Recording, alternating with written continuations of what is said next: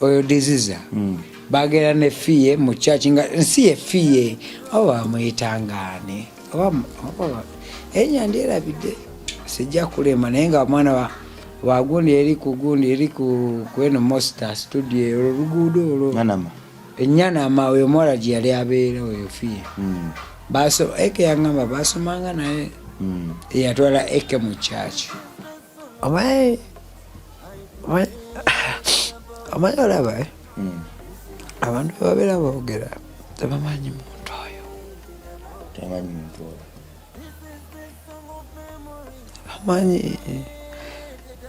tebamanyi eke ife twatulako ne mu lukiiko ne eke nangamba Success ankobidde sima obwetuuma erinnya lye oyo Success yafa right naye akayambula ki erinnya ly'omusajja we tulivaako kiva nkapagana amasiko eke Success akubira eka mugamba lwaki togamba mutabani wo nava ku linnya lyange eke teyali muntu nti agamba nti ono mukwano gwe teyayawulanga mawanga na kala yali muntu ngali movable like he's a freelancer.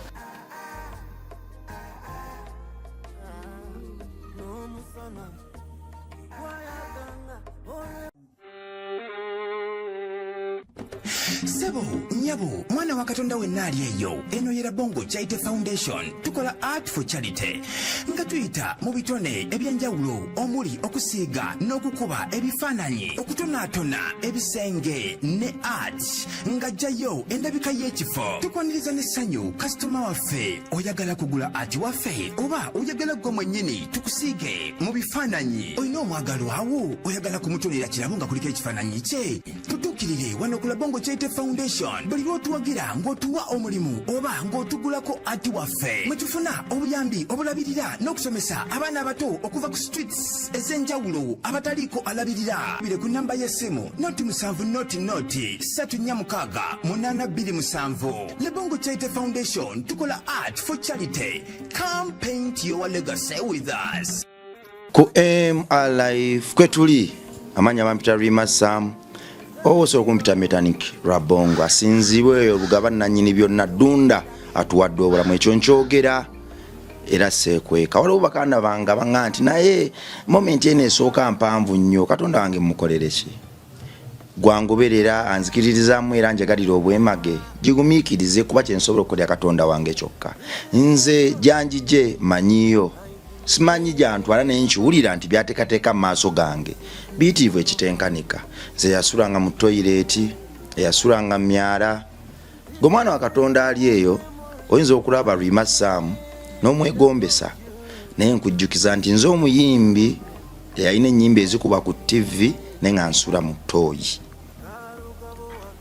Breakthrough yange yasooka ey'ebirangi n'ensembera n'embimusiiga ebirangi naye nasembera n'abinsiiga banange ebinyuma onawo mesembera nali nsula mu toyi nga n'olumu mu myala mwensuze ku neighborhood nkiddamu nyenda okuzuukuka ng'oluyimba oluli ku TV lukuba naye nga nze kalukuba nsula mu toyi nsula myala ngwikiriza abantu nga bonna bebasene n'ensoga toyi zaabwe mpona okusula wabweru kyokka Katonda n'akireetanga ekigezo olumu n'empuliranga ne abalaba oluyimba olwo mu nju bagamba akayimba kange bakakubye bannange nanze kalukuba nasuze enjala n'ebisa ebitamiiza ndi mu toyi zaabwe neebase kakati Katonda waba mbumbiridde nanjije eyo nanteeka wano ndabira kale laba gyondabira nze siriiyo naye eddiiro lya bbeeyi mundabira amaka ga bbeeyi mundabira nandituuseeyo ntya singa tabadde Katonda gwe agoba Katonda mbibi oli mu kwerimba sitaani yakubuzaabuza n'enziramu okujjukiza nti tagaba kintu kyonna okuggyako amaziga n'obulumi nze nzikiriza ni Katonda akolera mu bavubuka abalinganga ffe mu bantu abalinganga ffe okuwa ensi yaffe essuubi ery'enkya n'okulaga abo abakuze batulaba nti kisoboka. Mikwano gyange egintumaano ya Bongo Charity Foundation tuli mu kuzimbira baana ssomero Kammengo Katonda atukoze obulungi obutenkanika laba mu bbange eritali lya wale watali kasente ka muzungu n'omu tusobodde okuzimba ekifo ky'Ekamengo. Essomero lyaffe lyatuuse ku Beam corporate ne rumu ya art and craft ne tugenda osiigira okutungira n'okuyigiriza abaana ebyemikono ku speed eyayiriyiri eyambuka ku Beam. Era mu nnaku ezitali zaawala ngenda kubalaga ebifaananyi nga naye tuuse ku Beam. Oyo bw'aba si Katonda abaani tutunda bifaananyi bw'otuwayo akalime tukasiiga akasente akavaamu ke kavuza omulimu guno. Gwalina foundation teweetuulako. Leka obuweereza obuli munda mu ggwe buleme kufa lwakusabiriza. Mutandikeewo enkola nti foundation yeekola kyeyaffe esiiga bifaananyi crafts n'okuyimba eyiyo ne bw'eba esaawa njija naye nga gwokaabira abantu bakuwa emirimu akasente akava mu nzija kalabirire bamulekwa bajja kukikola bannayuganda bakisa. Ne bw'eba erima ne bw'eba eyoza ngoye ne bw'oba ofuuyira bikumu nju z'abantu nga gwe koozi yo bw'ozifuuyira ennyumba ezo akasente ke bakuwako okoleramu abaana b'oku luguudo abaana bakateeyamba bannamwanu mubabwera akamere oyambaliza abayala. Bannayuganda we bali Katonda yakomyewo mu mulembe guno gufaana ng'ogufuukuuka naye endogoyi bw'eba egenda okufa eba y'amaanyi esambagala. Kati sitaani tumuli bubye ebisiyaga ebiyimuse obuli bw'enguzi obuyimuka obubbi obuyimuka enjaga eyimuka sitaani tumukutta akabadi atajja kutuwona. Gwe tuwe buwi mulimu tukusiige obuweereza obwola buyita ku screen bugende mu maaso. Tetugenda kusaba naffe tusobola kyekolera. Gwe mwana wa kintu mwana wa Nnambi osobola ddala okukyusa abaana b'ensi yo ng'oyita mu kino. Yimirira buyimirizi tuwe kalimu tetuli wano kusaba. Wabula era nyongera okukujjukiza nti ekimu kye eky'ekkumi nga ojjeko kiri ekya Katonda tokyepankirako kitambuza mirimu gye gitwala mu masabo mu malungu mayanja n'ewalala ng'omaze okujjuza ensi enju ya Katonda waffe n'enjiri essanyu. Ekimu ekyo eky'ekkumi ky'owulira nga akaana kaluma enjala ekaluma ne kakuluma muli tekasula bubi ekyo ky'owulira kyebayita ekimu eky'ekkumi ekyensi. Kati feeling egy'owulira obuyambi obubowa akaana ku kimu eky'ekkumi ekyensi gwe naawe awulira ng'enjiri yaffe ogitegeera osobola nti nedda kambagulira ebbaati gweoba okiwulidde. Bw'oba tokiwulidde n'okutulaba obulabi kikolera ddala amakulu. Teweeteka ku pressure nti bannange ndabala bongo ayamba obwana. Sinza ayamba Katonda ampitira mu buyitizi obwana nandibuwadde naye siina tofaayo. Gwe feel free platform eno family eno yaffe gwe feel free interview zirabe zisharinge bw'oli kiwulira olitoola 10 olitoola 2 gwakiwulidde tolinda nkeera ffe abalina okukyusa ebyo tutaagala kulaba. Kina koma ku mirembe gyaffe gino tekina genda mu baana baffe n'abazzukulu ffe abagenda okubikyusa. Mbeebazamu abayimiridde naffe mbeebaza abatukiririzaamu nti tusobola bannange Katonda waffe yeegulumiza omulembe guno. Sitaani ayagadde okubba amaanyi gaffe naye Katonda amukubye enzo ezitenkanika era tumumegga. Gwe yeesibye ku sitaani beera mu bufu ekitenkaniko lemegenda naye mugeyeena kuba y'amaanyi gamuwedde. Oyina omwana oli eyo likaddamu oli mitala w'amayanja akutabudde musasule membership fee akadde kamu n'ekitundu kulaba Onkyate Foundation yafuna ekkaadi ng'eyo scholarship identity afuna muki tumusomesa okuva mu primary 1 paka mu P7 nga basoma n'ebyemikono byonna.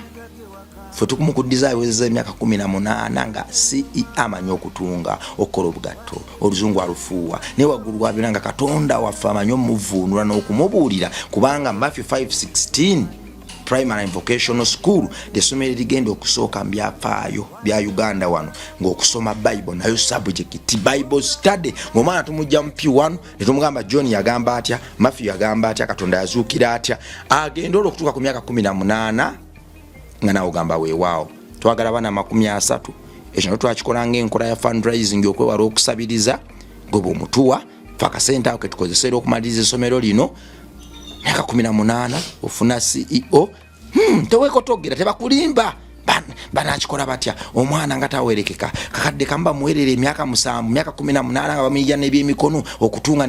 Sitaani aleeta okutya mu mitima gy'abantu era ekyokulwanyisa ekisinga okuba eky'amaanyi Sitaani kyakozesa ye ffi okutya oluno buli kirungi ekikuyitako tobuzaabuzibwa omwana musasulire gwe ebirayo bitulekere weewaawo omukulu esiimye nnyo. Amina. Ate weebale nakunyambalira ku t-shirt eyo #no to sodomy among children. tosiyaga omwana omuto bambi abaana abato mubaleke bakule webale kukkiriza nti campaign olina okuba ekitundutundu ku yo omanyi basita abamu bampaka bwakati oze wano ng'onyumya okubya ekikumba bye chekiti nempulya nange nandijambaddemu naye okukkiriza ne weeyambula chekiti eyo noga kanyambala t-shirt campaign eno nkulu kindaze nti Katonda akozemu omulimu ogutenkanika. Well, muganda wange omanyi ndi emotional nnyo ku kino ekintu nagiraba musajja ono kuba bangi batulugunyizibwa naye kasooka embuuze ku balabi bonna abagenda otulaba wano eno amannya agange empitibwa Kayemba Shafik oba Excess Kayemba simanyi nnyo okweyanjula ontegeera kijjudde Excess Kayemba so guno omulamwa gwe waleeta nakutunula bwenti nentunula ebintu byenzija ndaba kuba olunzi yes mbimanyi nti weebiri understand naye kinkutteko nnyo nga ndaba okiposhinga nnyo and I think is a key nti tulina okulwanisa ekintu kino abaana baffe babawo ebiragalalagala kaana katukubamu akafaananyi ng'obwana buli obulungi bwe wandaga tunulidde wange kakomyewo omusajja akasiyaza ogenda kunkaabya tunuliddewa engamba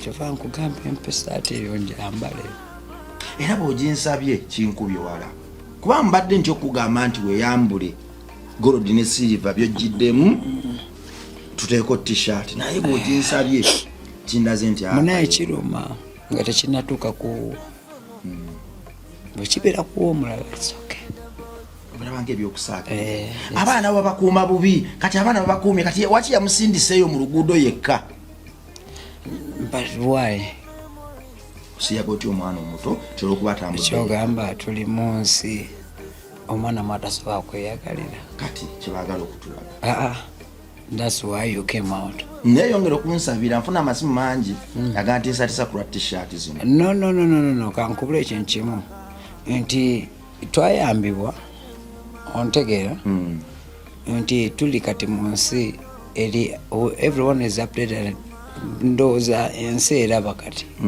otegeera nti newenkulaba nga olina kyogenda okukola nsobola okukuyimiriza negamba no mbadde ntambula awo nga nzijewo omuntu n'asuula akacupa nemusimba emmotoka mu maaso nemugakajeewo oli anywedde akacupa akasusse mu luguudo kitegeeza ki nti kati tutandise okukola ki okutegeera ebintu tolinda bali bakuntikko tubyekwatiremu tutayagala kulaba yes kati twagala bikyusa kale Katonda atuwadde amafuta oli fresh webale kukinkolera amen kubanga nali manyi byakusaaga naye Kayemba oli fresh nebaza Katonda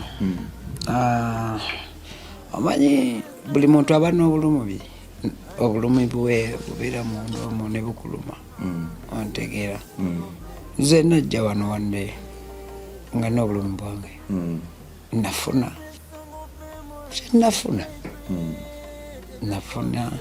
kyenafuna kuba singa abantu baddayo back nga we nali nfaanana ng'olubuto luzimbye esaawa zino nfaanana ki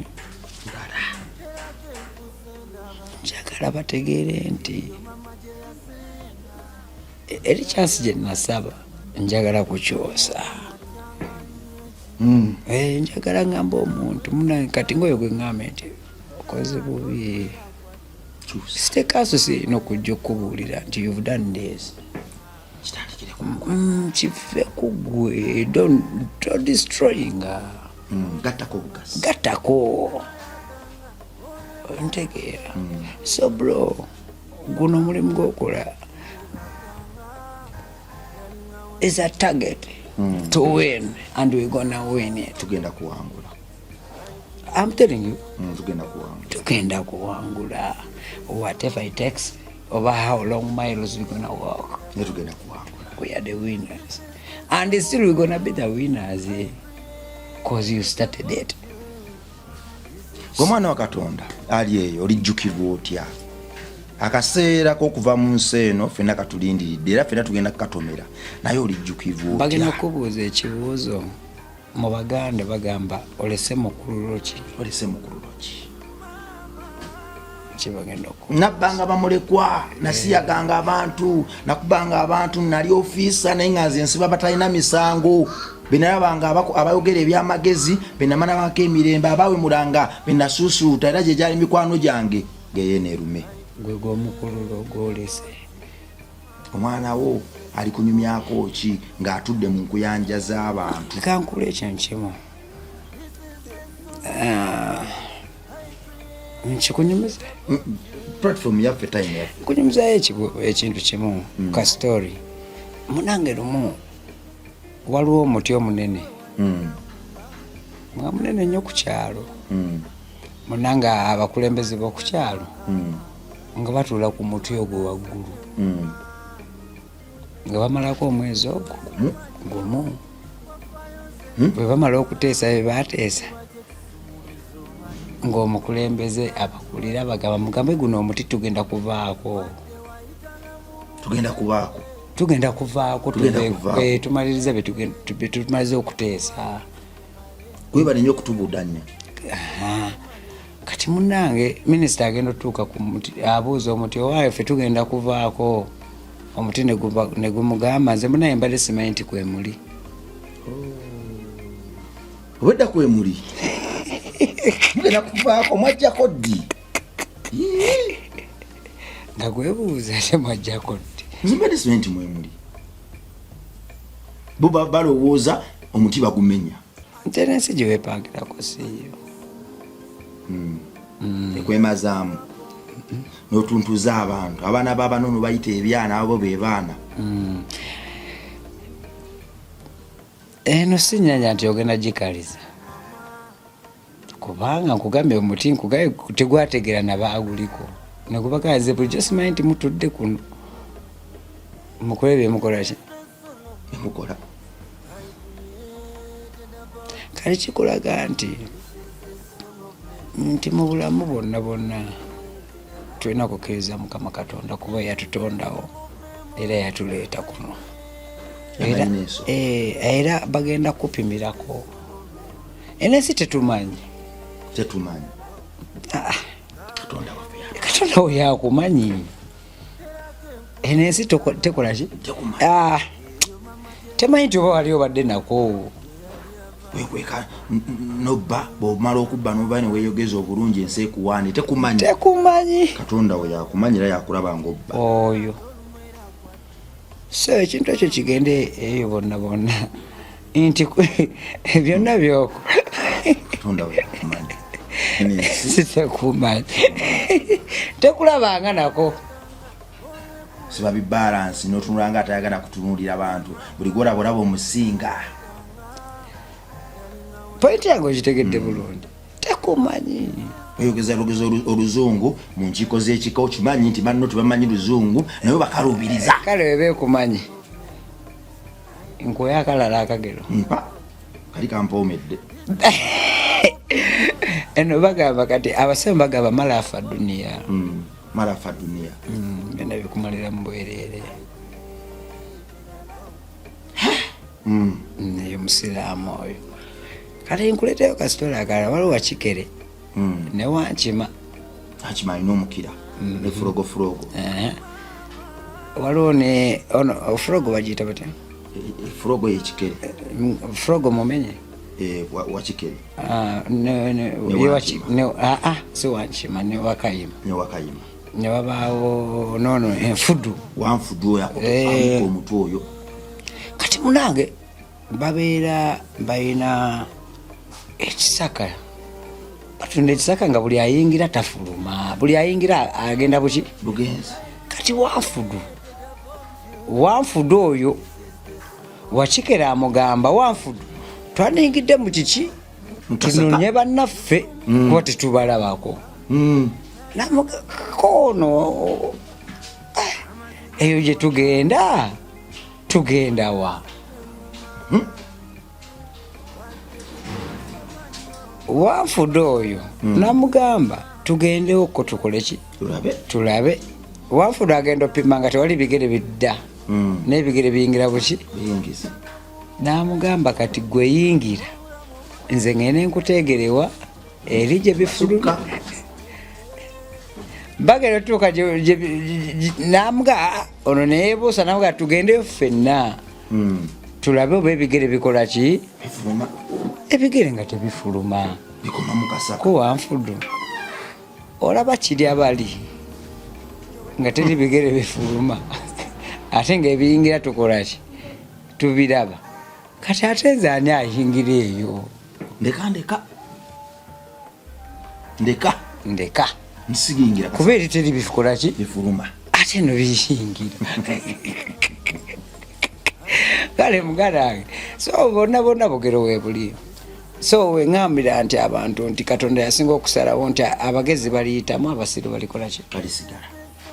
Omusiru omugamba lokoka agaanye mugana eva ku bwenzi agaanye va mu kulya ebintu ebitali kiri okuyingira gy'okola ki ngeri teri biki obba ettaka eyo gy'oyingira eyo anti wewagenda okuleetera obuzibu omusiramu nagamba mandeni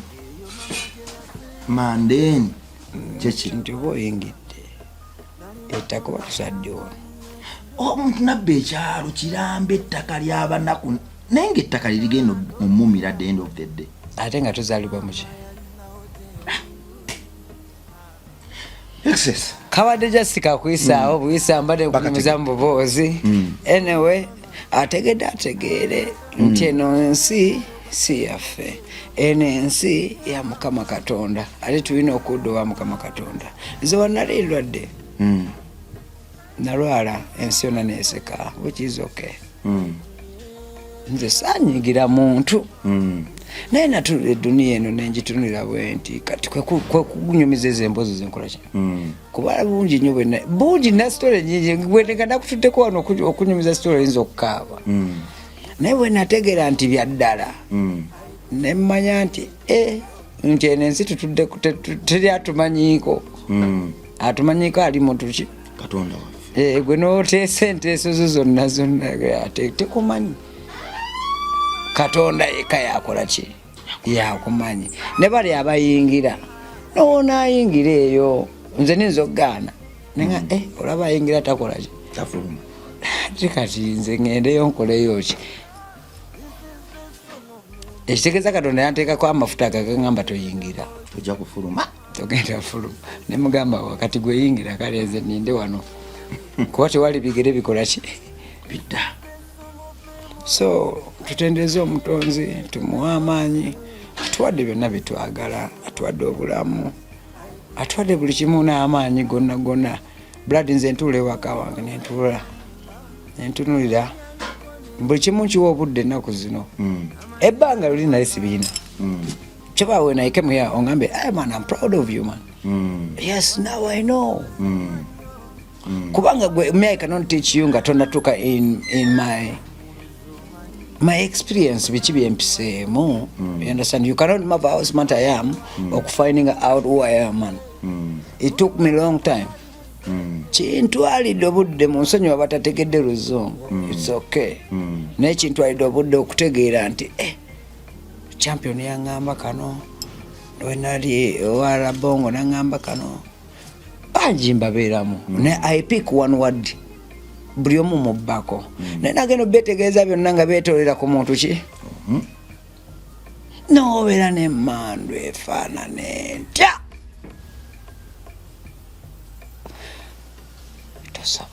tosobola tolisobola noba nemmandu efaanana ekya noba nemmandu ange eyina amaaso 15 terikuwa bulamu butaggwawo tosobola kati maliriza tosobola kati kankule kintu kimu mu Busiraamu waliyo ono gundi gwe bayita ono atwala emyoyo oyo bamuyita Jibril si Jibril bamuyita malayika etwala obulamu oyo atwala omwoyo ajjako switch oyo oyo yandabikirako ajja muteekawo yakulabikirako nga ndi mulwadde namulabako ekiro saa 9 eyo Mugamba naye muganda wange jo muntwala ne sinatuuka.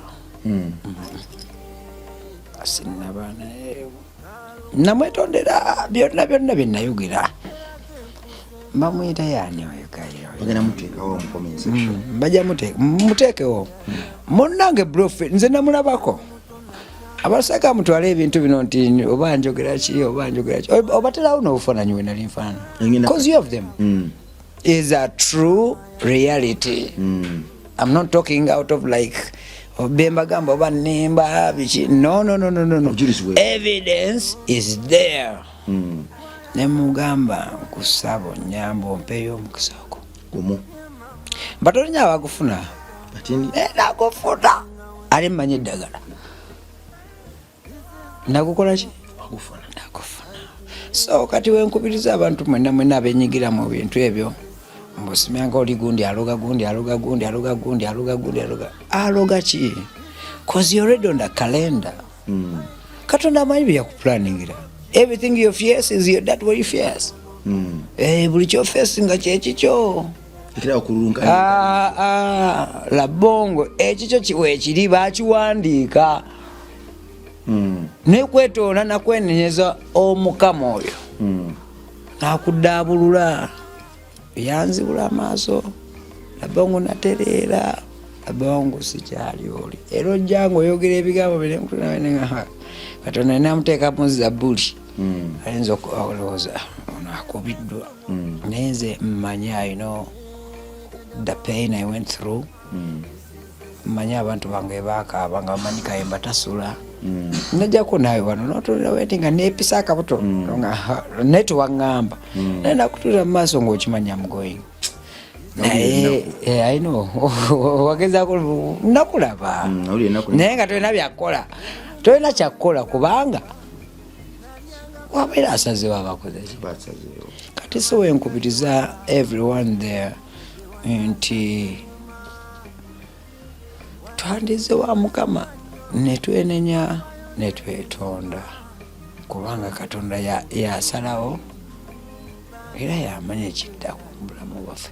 Ndi mwetotowavu nnyo ndi muyaye naye ndi mwetotowavu nnyo naye ndi muyaye omugezi. Ontegera. I want you everyone there who's watching me. Ontegera saagala otwale embula okuba nyambadde bino nti oli simukola ki mumanyi bulungi nnyo. Njagala mulokoke mukkirize nti akola weewaawo moment eno gumwana Katonda ali eyo. Episodes zino zenkola ennaku zino ezimu nziweereza omugenzi AK47. AK47 ze teyali kyali wange nnyo. Teyali nnyo cross jendi namusinkanako ku emirundi ng'ebiri esatu ena. Namusinkana n'oluyimba lwenkubye naye ndupye neza bafana yali remix ya Jangu eno maama. Oluyimba lwali initial lwali lwa Chaga. N'atuwa olukusa ntuluddamu. Nenga chai ayocha. Chai amazzi gocha.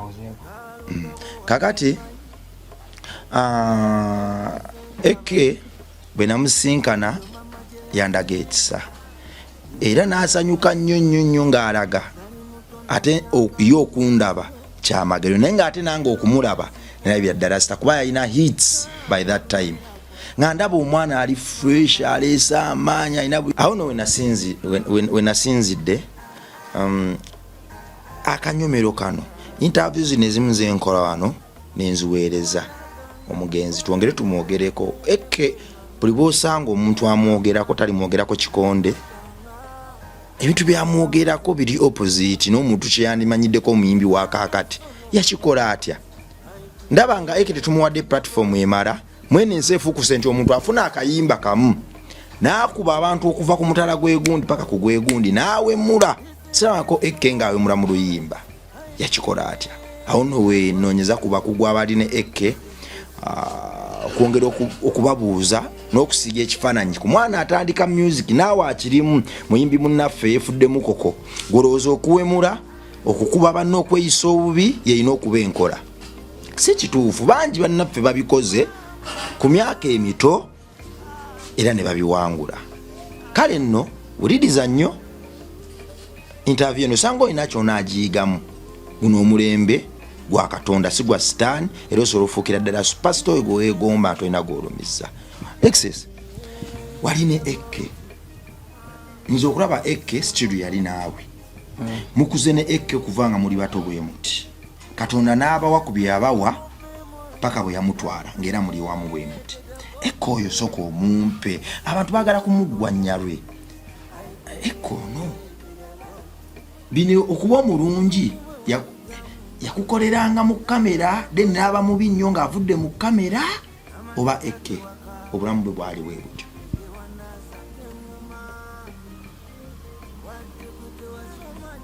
Kibuzo kiri emotional nnyo, interview eri emotional nnyo kuba mba nkuzizaayo emabega, mba nina byenziziza mu bwongo obwo bingi, naye ate tulina okusomesa abaana bano abaliwo n'ensi yaffe.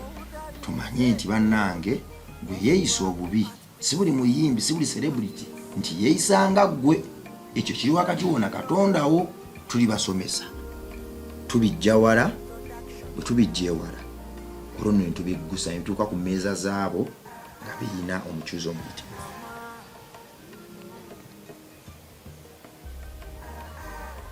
Funa obuvumu tunnyonnyole Ekke yaani omutuufu.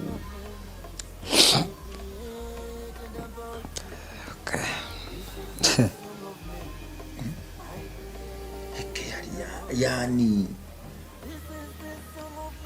Ekke yafa nga asazeeko enviiri. Ekke atalabikirako mu ŋŋumi n'emu. Kiki kye yali ekituufu kubanga gwe wamuli ku lusegere kuba muli bato.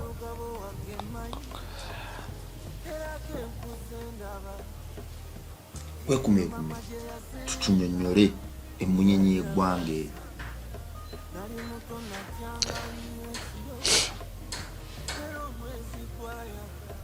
Abantu beetaaga okumanya ku muzira waffe oyo. Kikonde yakikubanga gye tutaali, effujjo yalikolanga gye tutaali. Buli gw'osanga ayogera ku Ekke agamba oli yali matiribona. Tabangawo.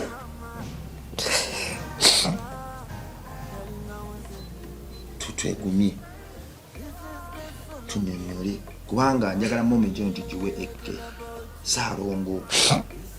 N'oyo atamanyi music we amusaatingeko amanye Ekke ku myaka emito yali kiki, obuzito bwa Ekke bwali bwenkana.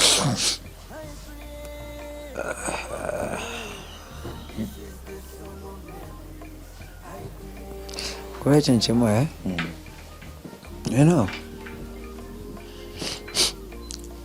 nsooka okwebaza abakola Ekke. Okwebaza abamuzaala.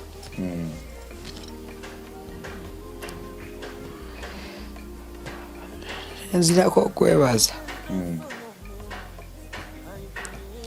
eyamukola okubeera AK47.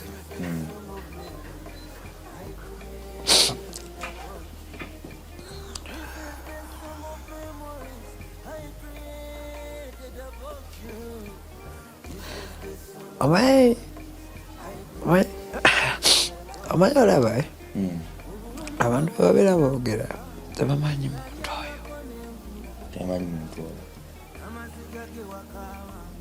Amanyi tebamanyi Ekke.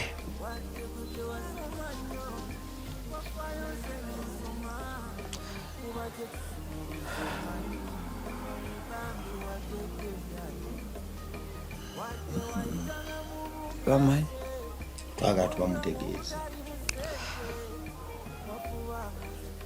AK47 nasanga Ekke nze Ekke nasanga Ekke kale kankubule just stories abakumitinga Ekke kuba namusaba bamuyita Ekke. Sinayingira into details mu life ye ontegeera. Twali mutunga eyo waka Bajani Chameleone, Open Roof, ne Daniela bali bagenda gayi bamuyita Mulaasi awe bina awo nengobe motoka Kamini bayingira munda ekinasigala ebweru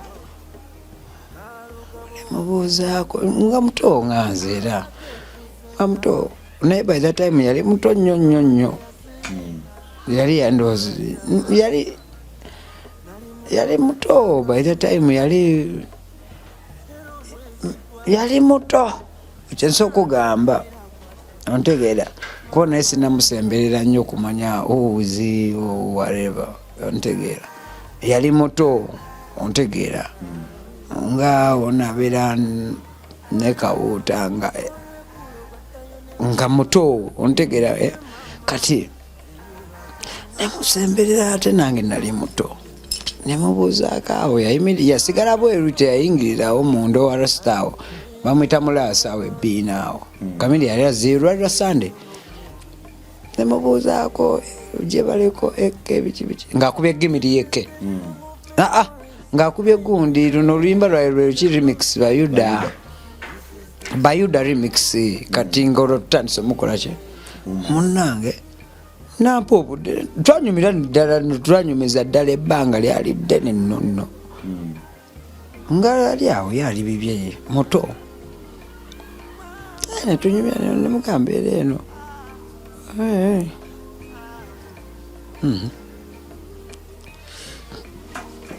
niwe kati nemanya nti kyeyagaliza embazi kibwega asudde emboona kati mufunye kozi yali musajja yali izewa buli kintu yakitwalanga bw'atyo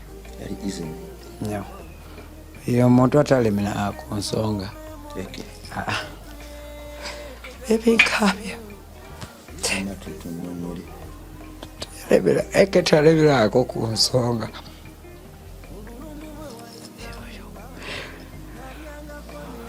bwatyo oba nti toba kyali bwana buto okuba naye nkozi naye siremerera ku nsonga nze ntamangu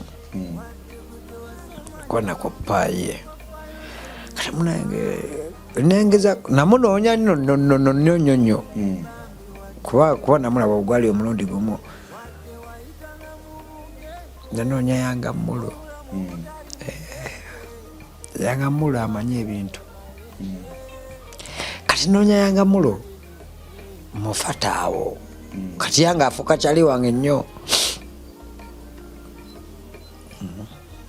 bingi ebyaliwo awo ebisasobola kwogera mu kamera naye there is everything positive on my side because I was looking for the future kati yanga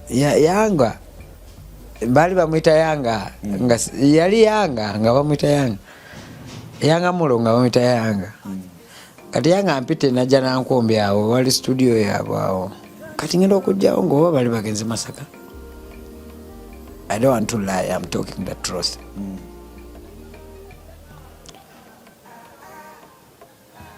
Yanga ngayuza ngweza eke.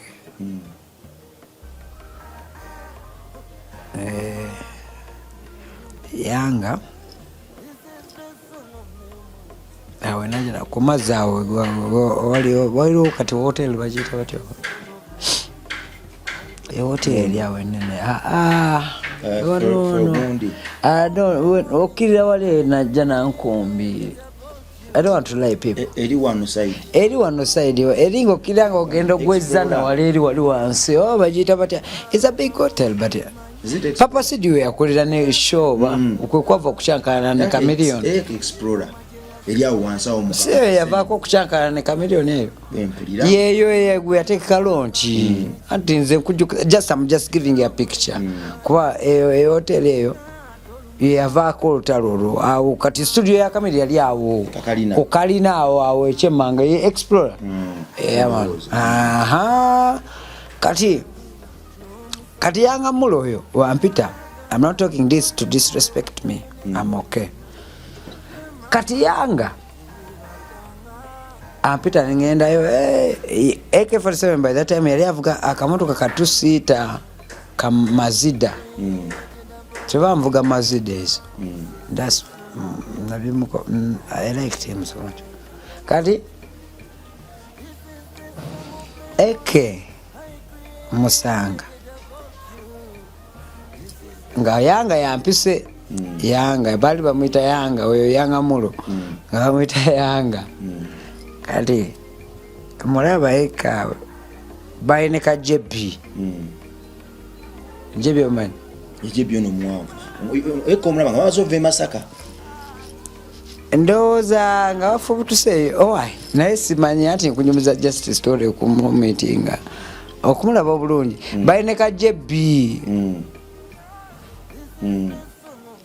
because it was a scary it was very scary buli muntu yali ati okutuuka waawo kuba bali bakamba nnyo nga bakunda I think nawuliranga I don't nsaga bimvaluvinga munyo too much kati masanga ne JB oyo Eke ne JB nga basibye bayina ebiviri bya great even nebifananyi mbirine waka nabikuba ebifananyi nga kajebe kakubye bi green mone nga ne Eke asibye ebiviri bya bali bakwano bali very good close friend so nagera nenda nga JB kabaka yampisao JB nafuka mkwano gwa JB naja nachalira ku kusomero you cannot move how smart I'm telling you how I should to get it on in Eke until nkunonyeza nkulaga just when I talk omutokako nefuna JB netufuka bachali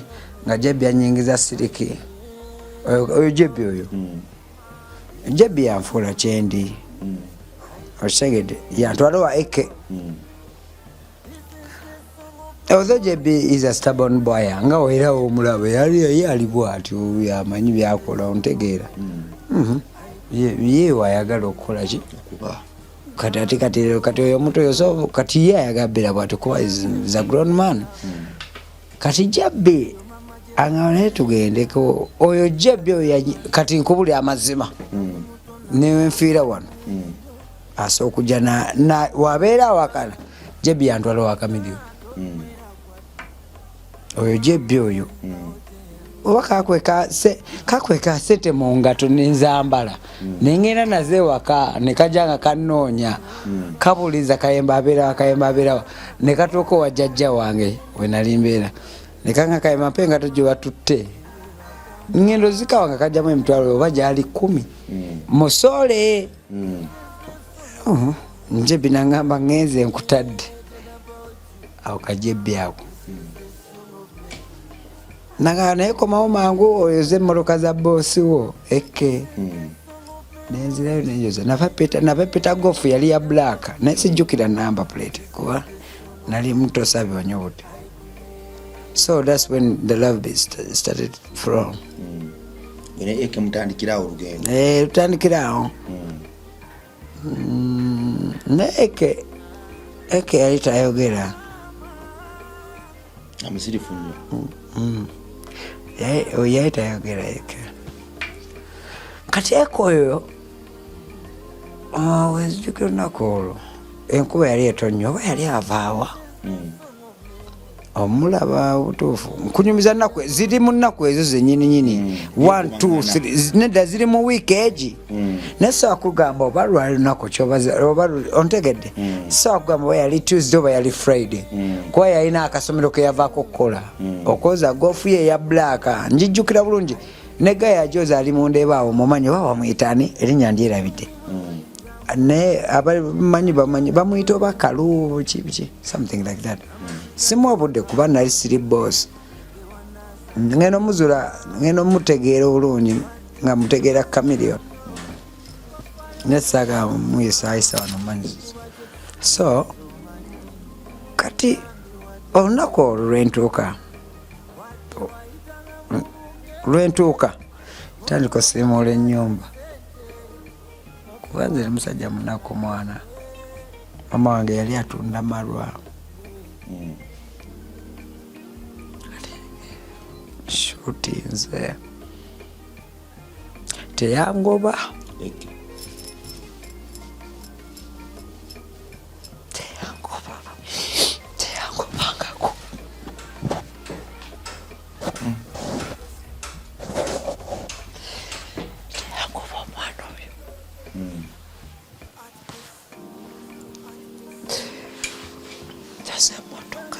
Yali ekubanga etonnya nzijukira bulungi.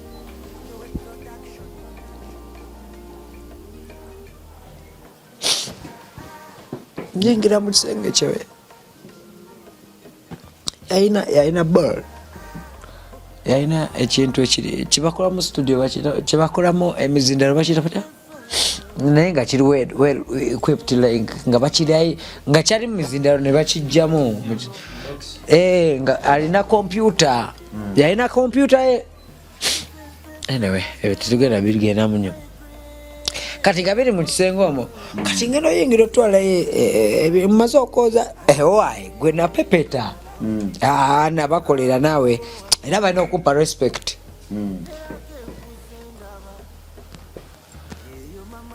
Bitwalayo kati kwe kumusanga yali kagundi ka computer katono buno obukadde buno bwefeero obutegedde obukadde akuba engoma bila kakatona mugulu. Twali tunoonya luyimba ki oba yali anoonya luyimba ki kakuba yali namusanga akuba kuba teyayogeranga n'abantu eke teyayogeranga n'abantu bila yayogeranga n'abantu b'amanyi. AK47 gwenkola ki kati musanga atudde ku gundi waati wansi ekizinda kyali kinene bwekito yamanya ebintu bye naye kwaliko ng'akuba ebintu bye ebyo byali simumanyi singamba simanyi byakola ki naye nga alina gimiryeke ng'agirina evuga. Nkugamba story nga kati tufudde eri mu biri eri byonna katufuuse awo bintu biki gimiryeke ekuba naye sinafuuka ttaano we ontegedde kati ttaano we gimiryeke eyitamu awo entandika okukola ti okwongeramu amaanyi kuba najja nsota kaki kagaali kuva eri nga muwulira naye nga tanafuuka ttaano wa jebbi yandeeta nga agikubye nga tusula wali tusula ku wane seguku wano kugundi. You know when you take long nga tugenda seguku awo katale awo bamanyi n'ogenda n'obuuza excess kayemba yani era buli omu amanyi nti nasulanga awo bagita Haredi nga tusula ku Haredi petrol station Haredi wano kati namusanga abikuba nenteekayo engato ze yalina engato nyingi nga ziva kuno ne kuli naye teyayogeranga eke teyayogera simanyi oba yayogera kubalala naye nze kunze yayita ŋŋamba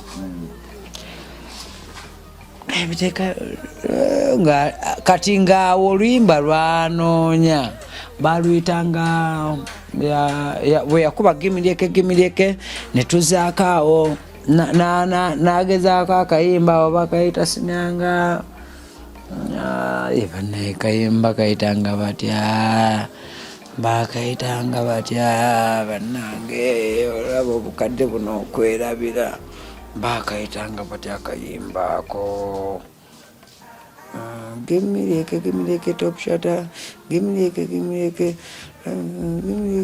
kati gomanyi gimiryeke yava mu champion gimiri shaba nga muli abinanagira omwo mu ruumu ye nkuleetera story nga muli abinanagira awo naga you better dance it's a bad new thing dance kati ne mugamba owaayo ne mugamba nebigabo binamugamba awo balina kati mbimugambira naawo aŋŋamba jangu blood ebintu byange byali bya speed simanyi nange we byali naye nkunyumiza kati byali bya speed yagamba gimiri shaba champion nanshaba gimiri shaba kati nga tulina okunoonyamu akayimba akava mu gimiryeke champion gimiryeke waliwo akayimba akaddakaawo ontegedde oyo twamukubanga nga tulina obuzibu bwaffe naye ngenda mukunyumizaako ayinawo akayimba kajja nekaflowinga nekagenda twalina akayimba awo akaflowinganga nga tulina gwe twagala yalina obusungu bwe ngaalina byawe okwogera naye akayimba ngenda kakugambako akayimba ako kayali ayo akolaki mu story eyo omusanga omumiitinga anyway bwetutuulaawo naŋŋamba yo wagwandemu watu nkijjukira bulungi ekigambo yo amdemdema ate nze nalifala mwana kati nga atuula akayimba yampita kayemba kozi nakozesa nkayemba kameno ya atomic zinali success ife twatulako ne mu lukiiko ne kenangamba success ankobide sima obwetooma erinnya lye ero success ya faraita naye akayemba lwaki erinnya ly'omusajja we tulivaako kiva nkapagana amasika eke success akubira eka mugamba lwaki togamba mutabani wo nava ku linnya lyange nga bampita success nedda nga neyita success naye nga success gyali omuwandiisi yaman katontegedde nanyumyanga naawe eka ŋŋamba lwaki ova ku linnya ly'omusajja ko bankubittewa kati nkola eki olubetuleta bodaboda bayita bodaboda dance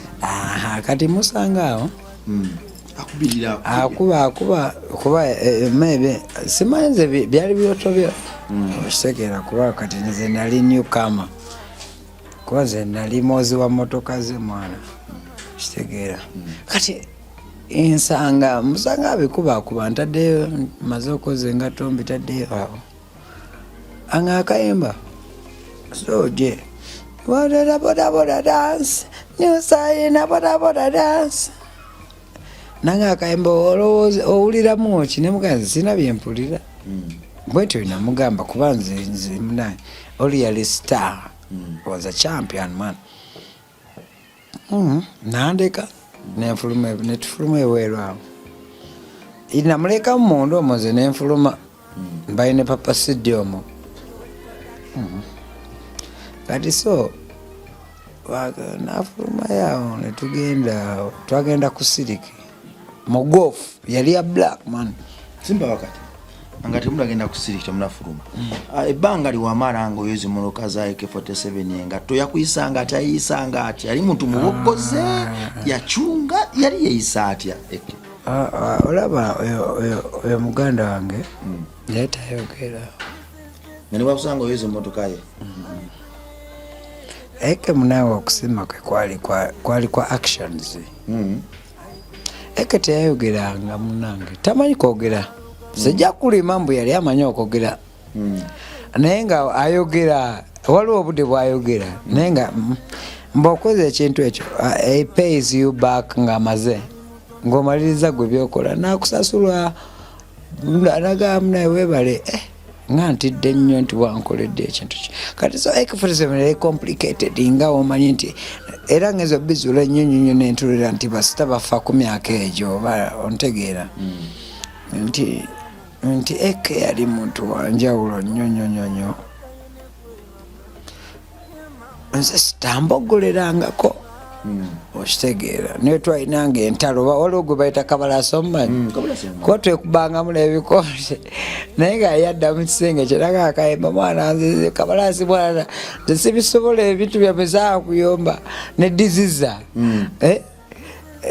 we gotta fight with okitegeera kati nkunyumizaka kati kito bingi nnyo ebyaliwo awo kunona dizizi ate entebe tumulize abere egundi esegwekwawo byali bingi nnyo naye nga eke munange yatonda butunuzi eke si muntu yali like the shouting guy eke yayogera mpozi nga alina kyawe okugamba nagamba nti ompusiza bubi yali muntu mulungi nnyo naye nga I'm so lucky nti nze ate nafuna nnyo obudde nnyo okubeerako naye kyesa okugamba kubanga nti nze nalabako peyini okitegeera simanyi oba nabala bagirabako kubanga nti Ekete yali muntu nti agamba nti ono mukwano gwe tiyayawulanga mawanga na kala ye yali muntu ngali movable like is a freelancer atudde mmotoka yasookamu ye gwagera naye siga nti guno muto gono gefulumamu va mu motoka naye teyabirina twayozeza motoka bino byabayimbi bebakola ne oba ogyozezza naye akusoosemu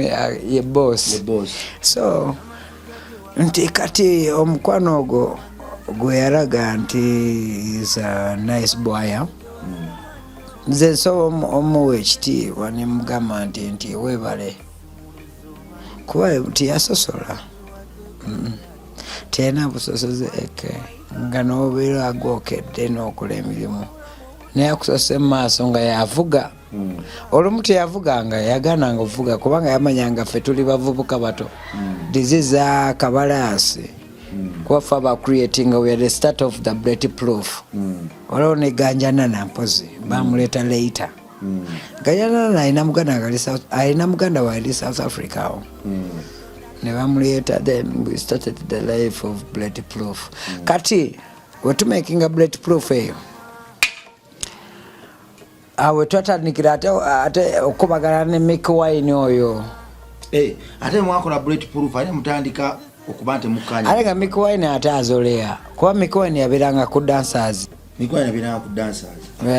kati ate nga oba I don't know eke yangambako nti oba Mick Wine oba basomako naye kwa standards standard ezana nangamba naye mwana anyway webito ebyali kati byaliwo ebito kati nga egali yaffe enywedde kati nga neya Mick Wine enywedde kati ebyadda kati wentandikira okumanya Mick Wine Mick Wine nga naye n'eggaali mwalimu Mick Wine naye yalina eggaali Mick Wine yalinamu Redim oba bamuyitanga Redim oba Redimo ayinamu akavubuka kaali kakuba hip hop yalina squad nga nene Mick Wine oyo mujjukira bulungi kati byali biwanvu nnyo kati so okutandika okwemanya obulungi dize yali akuba dancehall eri cold kati nga ne ready smell oba mo oyo bamwita mo oba mo okuva wa Mick Wine kati nga babisanya ate ne diziza ngati awo tewaligala babu ontegedde batwala ebusiya kati engoma nefubutuke era twavayo tukubaganye ebusiya waliwo gaye yali awo yatwala kampu yamwe ne ya Mick Wine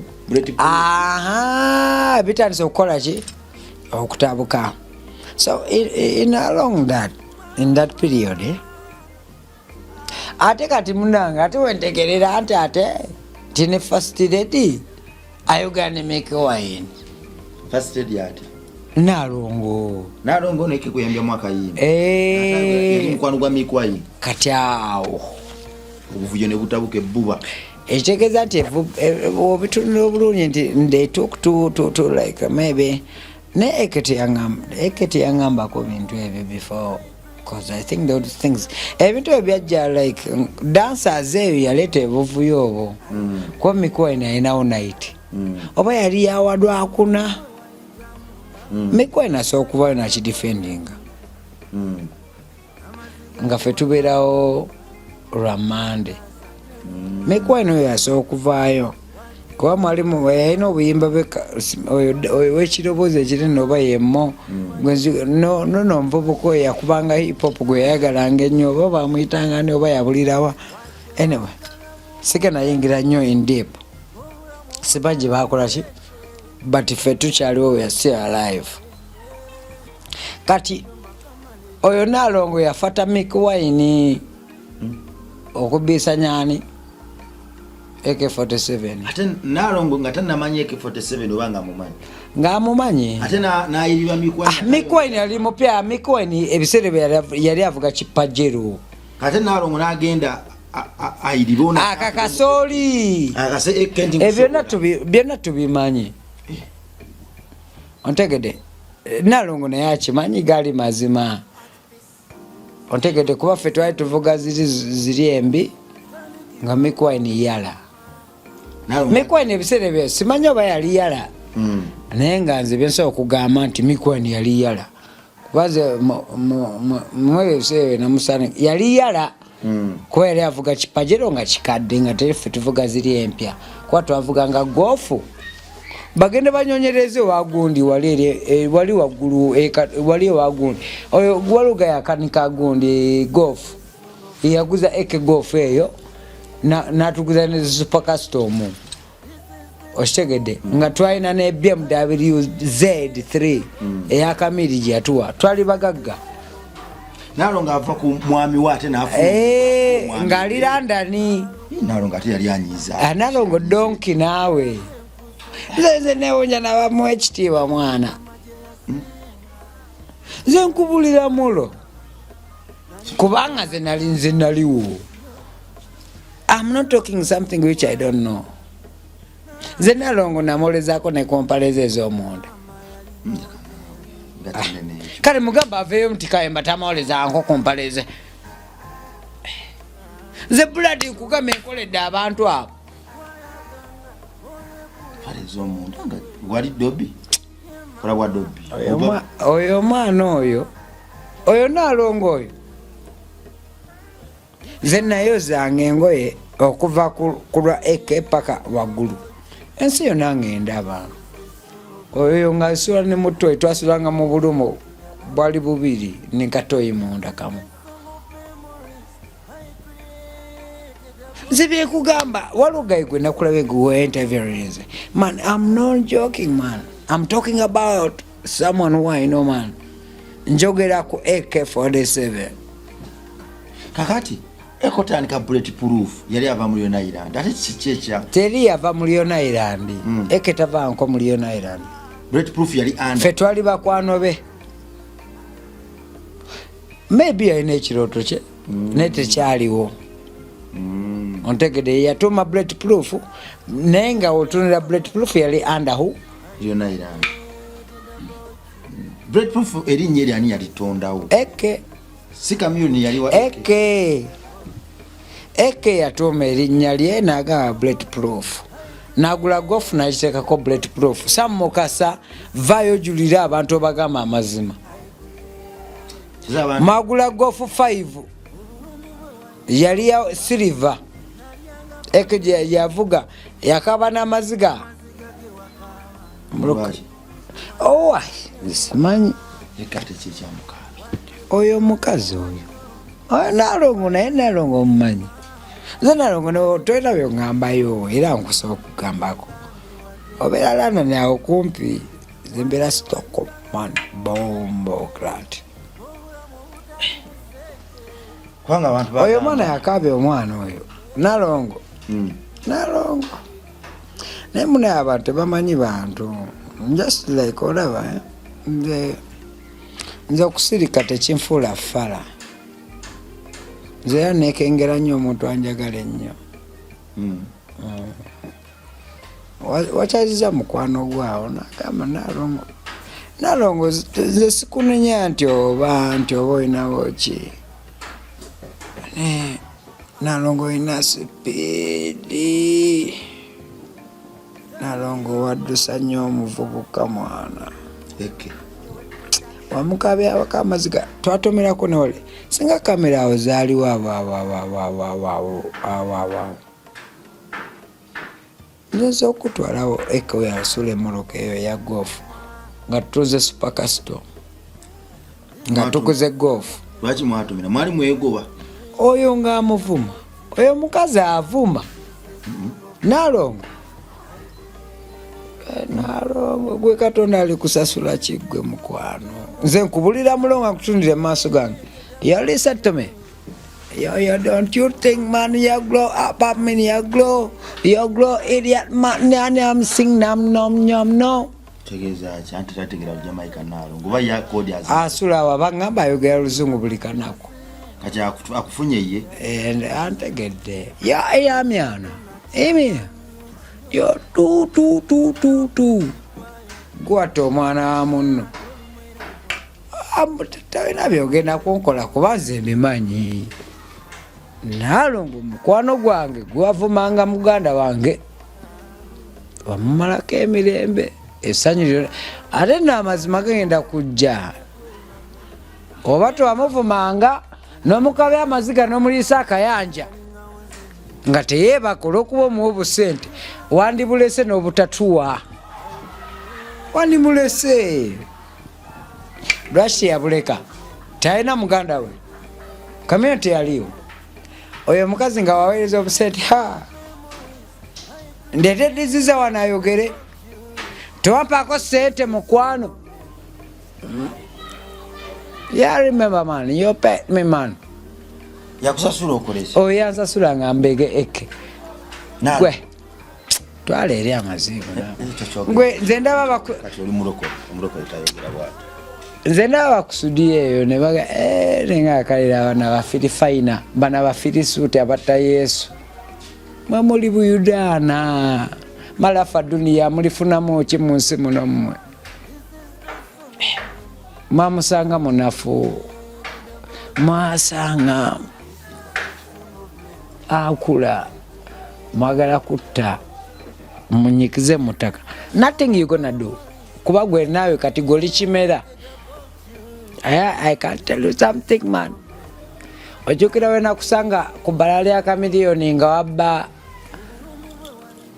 nasimya kana kakaga bakaitanga bandikana akagaga kekane ako kano ke basibire eri ruzira yabani adana man sisi papa kana kato akanyarwanda kitwaje eri kamiliyoni yakaleta.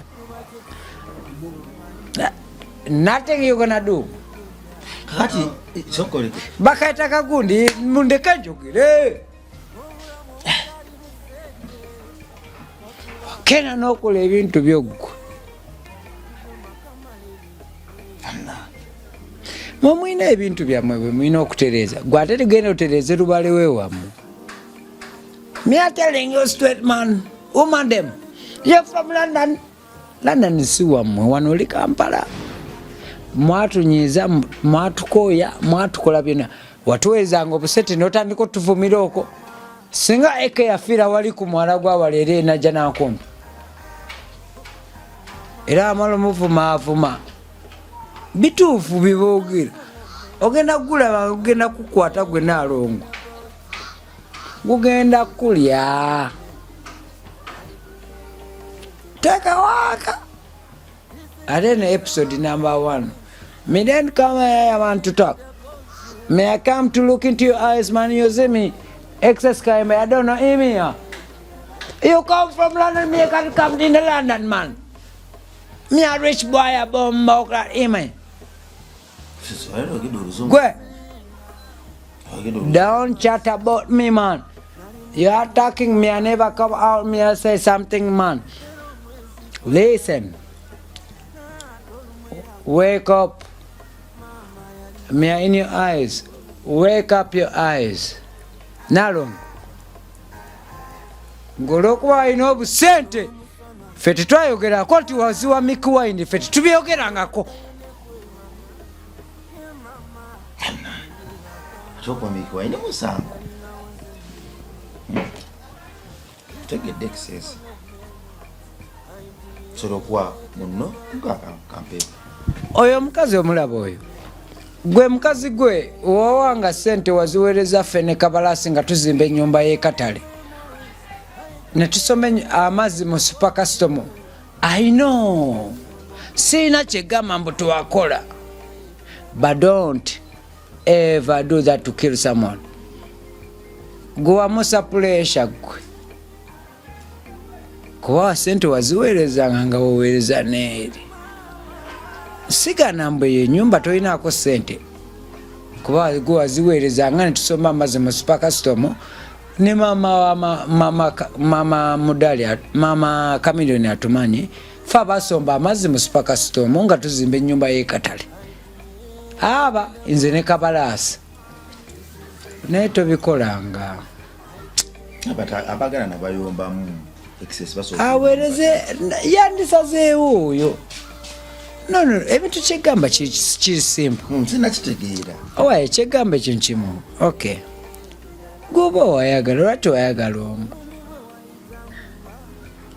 Nalongo yali ayagala Milk Wine ati yamwagalako aveeyo yewakane mubuuze wati yali mukazi we aveeyo mu kamera ajje wano anti ayinza okuba yasooka kwagala ajje yayagala oli musiro oyo yali asula wali gundi wa yasulanga mwakulaiti wali eri ani oyo mukazi oyo anti tuli wano anti ayinza okuba yayagala nkujjukizeemu emboozi mukwano oba nkuleke so mujjukiza sikutegeera wali ovuga goofu si kyekyo nkutadde yali abakyanga babiri oyo oliwe ekewe yali atalisoboka n'ateekako oli mbu competitor gwe don't compete people man you saw what next era simanyi byobala nze simanyi byobala naye ate byonna byobala kitegeeza ki ekyo kalabba yamanyi akole byonna byayagala oyo omukazi wama Nalongo woba gwe otokkiriza ati nali mukwano gwo nga nayozaako ku mpalezo ez'omunda njagala oveeyo mukwano ogambe nti excess kayemba tomumanyi yogera amazima ate amazima gakufuula ow'eddembe ate nsi okugambayo akagamba aka kyewakola gwe wayita igwe nga nediziza waali eke bali bamutomeredde eke bali bamutomeredde emakindye mu Z3 nga gwe bamulimba mbo bakunoonya nga bagenda London ne Papa Sidi ne Kamiri ye gwe muntu omu eyali abatomeza wali baffe emmotoka tajjawo na breakdown gwe muntu omu mukwano gwange gwolete fujjo era mbadde nsaba Katonda atuyambe amazima gajja kuvaayo omufu teyeefiira teyatomera ng'agenda London Zedi Kamilioni gye yamuwa neefa nagitomeza wali emwala bali mwaba ye ne Papa Sidi jjukira olunaku olwo nga bajja London muganda wange tugendeko mpola you're so lucky Nalongo talina kyayogera ayogere ki ye buli kimu akimanyi anti ogenda tugendeko mpola ate oyangaga nti no okay listen to me mbadde sigamba okay Nalongo kujukizeeyo Nalongo gwatawanya omuto eke yali muto Nalongo nzewa Nalongo oba owakana watompangako nkuma kale ngamba mbu tomumanyi kale ani yali vice w'ekibiina ekyo bulletproof Kabalaasi baani bona gwe biri ku likodi wali vice wa bulletproof ani vice wa AK47 ya Daname Mia vice Mia president Kabalaasi blood fetwa twakola ekibiina kyaffe kiri solid mukazi gwe yogera amazima batomperezanga ku sete nga bya mazima kuba ne London yawo nsobolawo kuba nesobola nenamu ne kumaji ebyaddala bino byaddala gamambo tolimangako AK47 bintu bingi aye nebyama naye nsirise busirisi gwe ale bigenda bivaayo buli kyewayogera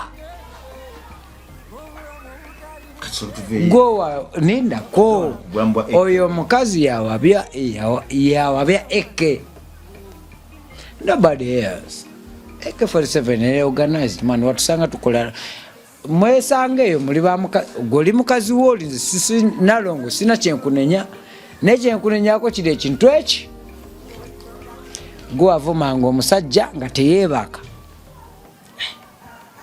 gwavumanga akwana ono ye gwe bintu byo n'ensi yonna ekimanyi netugenda ku haredi guwa muvumanga Nalongo otogambwako kuba ali ova London olese ebigatto byo olese biki oguze busamusanga tubukuti reality is a reality amazima tegagenda kwekeka tugende kutwaleko amama ndonya tulabe waba takumanyi Nalongo wavuma eke nadduka kuwa mukozesa ensobi gwe mukazi gwe lwokozesa nsobi gwe Nazizi yakyogedde jjo you the crazy maker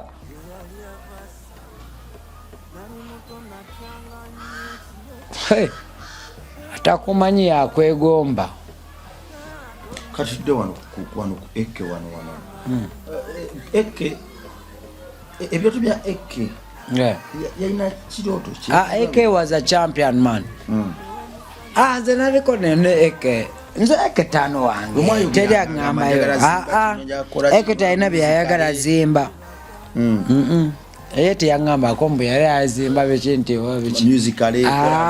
ye teyabiŋŋambako ebyo eke yaŋŋamba ekigambo kimu njagala erala ennyumba eno gyetuzimba mwana njaga nga webakawale nga nange nebakawale nga nange nebakawale bibyali ebirooto bye kuba mwenna nze taŋŋambako mbu alina okuzimbira abantu awo bamuwayiriza eke yaŋŋamba ennyumba olaba gyetuzimba naye Nalongo nkuwa ekitiibwa nti webalituteekamu ssente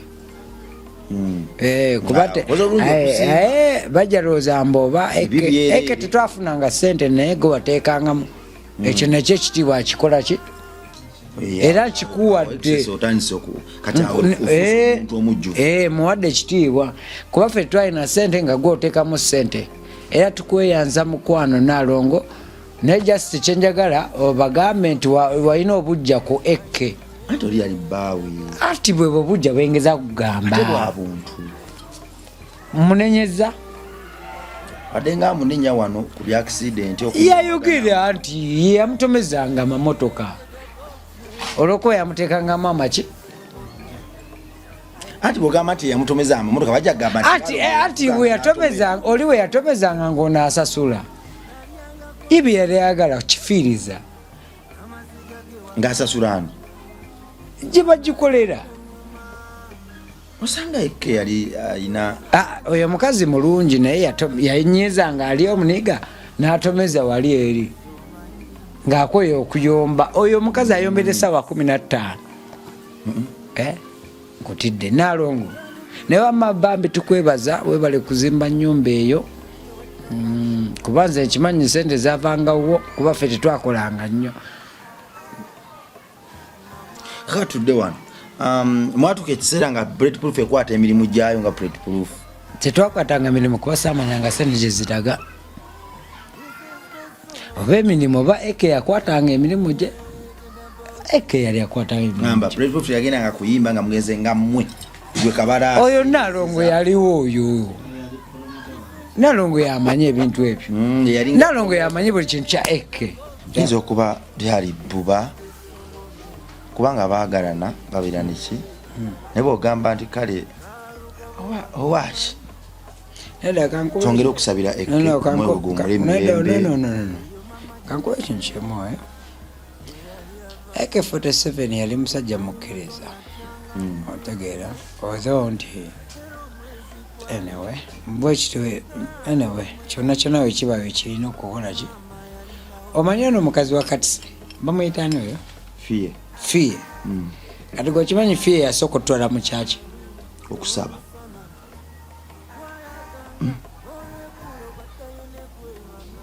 fiye yali mukyala mulokole